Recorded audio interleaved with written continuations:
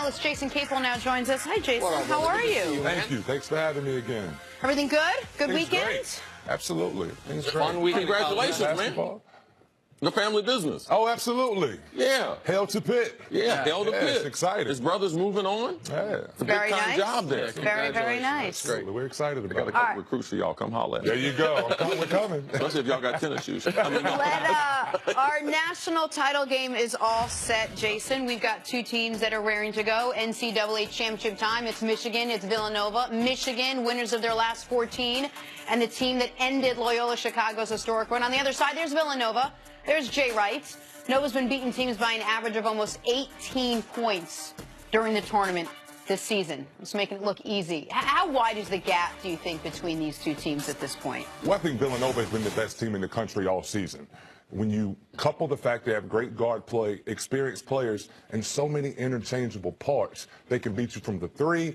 Their bigs are so versatile and so skilled, they can stretch out. You have 5 shooters on the court at all times, but they can also defend and they can grind it out when they have to. The difference in this game, in my opinion, Michigan is very good defensively, and they have a skilled big of their own that can sit down and guard some of those guys up front, but can also make them have to defend him on the perimeter as well. It's easy to talk about Villanova, their overall success, Jay Wright.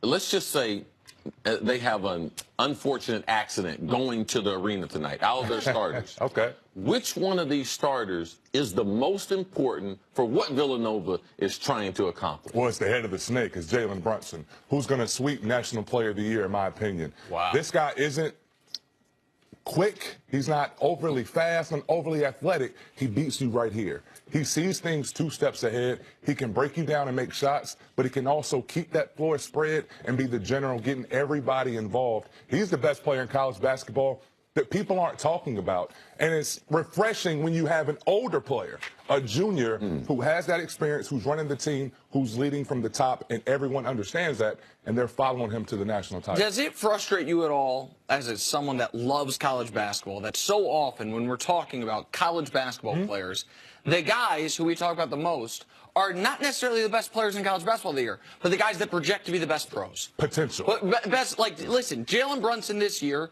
was better than, I would say, Wendell Carter, certainly, and arguably Marvin Bagley. But both those guys are going to be top 8 picks. Yes. And Jalen Brunson might be, he could be 9, 14, somewhere there. We talked a ton about DeAndre Ayton. Like, we spend so much time talking about the guys that we think are going to be NBA pros, sometimes at the expense of guys that are college basketball stars. That's not to say Jalen Brunson's not going to have a successful pro career, but you understand what I'm saying? I do, and we talk about guys who give us the highlights. When you think of Trae Young, what he was able to do, you know, scoring 40 points, 50 points, facilitating, leading the nation in scoring and assists, and Jalen Brunson just goes about his business quietly, leading his team, winning with a bigger goal in mind. And let's be honest, his father had a long career coming out of Temple. Brunson, yeah. Jalen Brunson is better.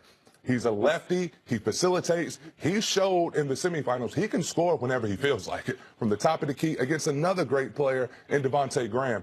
He's been the best player all season, and he's leading the charge of this well-balanced attack that can score in so many different ways, but also they defend at a high level as well. Jason, we don't always use the word experience when you talk about college basketball and in the tournament, because these guys aren't always the same group, the core group that comes back year after year.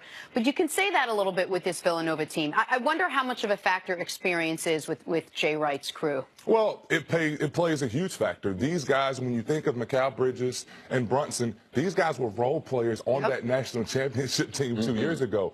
They understand what it means to be in that moment, to be on that big stage. So the moment doesn't become too big for them. It's not too big for them. Right. And the other guys just follow along. Omari Spellman, he's a star, all right? He's a young player that's a star, but this is his first moment. What a lucky ability to have these guys to lean on, especially at the point guard position, who's an extension of Jay Wright on that court. You talk about their lineup. You talk about everything starts with their point guard. Let's just talk about styles. Because typically we don't see a team that plays this style, shooting this number of threes, and they still have the classic line. Typically they're undersized, they're undermanned, so they're trying to make up for it. I mean, they have the prototype college basketball lineup. Do you think this style could be a problem going against Michigan's defense in the championship game tonight? Michigan is going to have to solve the riddle of not allowing themselves to get spread out. And when I say that, a lot of times Villanova's going to have 5 guys on the perimeter. They're not always picking and rolling. They're picking and popping. They have 5 guys. Pascal can make a 3. Spellman can make a 3. And then you have to keep Brunson in front of you. Keep him in front so you're not in rotation, so it is maybe a shorter closeout. They spread you out so wide, even when you're trying to recover, you have such a long run to get to him. It starts at the point of attack. You have to contain Brunson. You have to keep the defense solid and continuity and together, so now you're not closing out to all these shooters having to run halfway across the floor. The other thing Michigan's going to have to do is score. Yes. Because the fact of the matter is this is the #1 offense in college basketball against the top 10 defense. This is a team that is setting 3-point records in the NCAA tournament against a team, Michigan, that has only allowed 18 3-pointers all tournament. That's remarkable. That's a great job, especially because they've been winning most of those games, so you would think teams are firing from deep. So, but here's my question for this game. If I'm asking, can Michigan score enough to win this game? Villanova's played 25 games in 2018 since January 1. They've scored at least 70 in all of them. They've scored at least 80 in 20 of the 25 games. Like, what's the number of points Michigan has to get to? Because what's the let me ask you, like, what's the Michigan plays great defense. They hold Villanova to what? 72? You know what I mean? So what's the number Michigan has to get to? I think Michigan has to play a game like they did against Texas A&M, where they knock down 13, 14 3-point shots, 99 points the ball around, and that's the point. They have to score the basketball. Defense is great, but you have to be able to score on the other end. When you look at the Loyola Chicago game, no one could pull away in the first half. Both defenses were stout, but no one was scoring.